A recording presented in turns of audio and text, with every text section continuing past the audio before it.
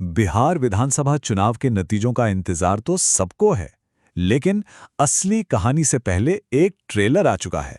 जी हां, exit polls. तो चलिए आज इन्हीं शुरुआती आंकड़ों में गोता लगाते हैं और समझने की कोशिश करते हैं कि बिहार की हवा किस तरफ बह रही है। तो सबसे बड़ा सवाल यही उठता है कि वोट तो पड़ गए, अब आगे क्या? ये एग्जिट पोल्स जो हैं, या आखिर इशारा क्या कर रहे हैं? आइए जरा करीब से देखते हैं और इस पहेली को सुलझाने की कोशिश करते हैं। तो सबसे पहले ये समझना होगा कि आखिर ये चुनाव इतना अहम क्यों है। ये सिर्फ बिहार की बात नहीं है, इसका असर बहुत दूर तक जाने वाला है। 243 ये सिर्फ एक नंबर नहीं है, ये वो 243 सीटें हैं जो तय करेंगी कि बिहार का अगला मुख्यमंत्री कौन होगा। और यकीन मानिए, इसकी गूंज दिल्ली तक सुनाई देगी। सही मायनों में ये केंद्र की सत्ताधारी पार्टी के लिए एक लिटमस टेस्ट जैसा है। यहां जो भी नतीजा आएगा वो देश की सियासत का मूड सेट कर सकता है। मतलब सबकी नजरें टिकी हुई हैं। ठीक है, तो आंकड़ों में कूदने से पहले 1 मिनट रुकते हैं। ये एग्जिट पोल आखिर हैं क्या भला? चलिए पहले इसे ही समझ लेते हैं। देखिए, बहुत सिंपल है।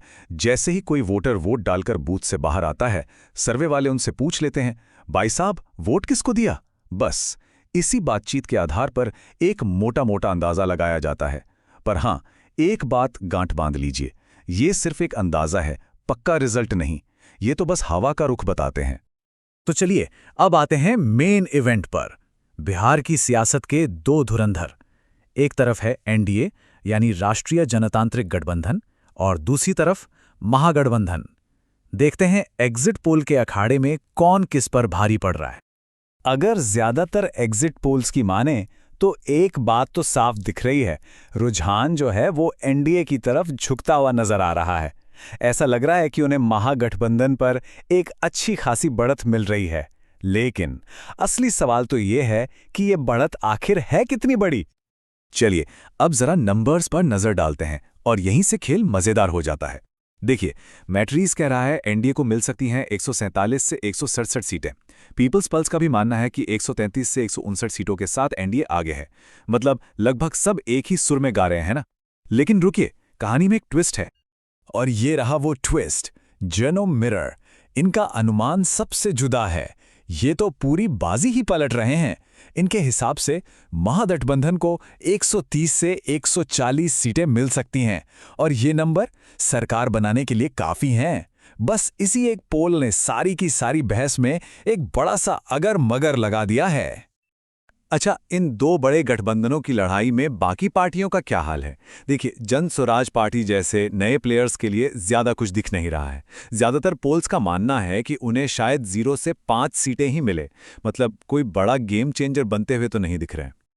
तो अब आते हैं मिलियन डॉलर सवाल पर। क्या इन आंकड़ों पर आंख बंद करके भरोसा कर लिया जाए, या फिर इसमें कोई पेच है? चलिए इसी को समझते हैं।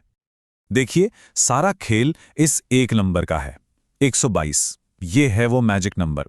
जिसे भी बिहार में सरकार बनानी है, उसे इतनी सीटें लानी ही होंगी। बस इसी नंबर के आसपास सारी सियासत घूमेगी। और हां, ये बात फिर से याद दिलाना जरूरी है कि एग्जिट पोल भविष्यवाणी है, पत्थर की लकीर नहीं। ये सिर्फ वोटर के मूड का आईना दिखाने की कोशिश करते हैं। असली फैसला तो ईवीएम खुलने के बाद ही होगा। और हम सबने देखा है, इतिहास में कई बार एग्जिट पोल पूरी तरह से गलत साबित हुए हैं।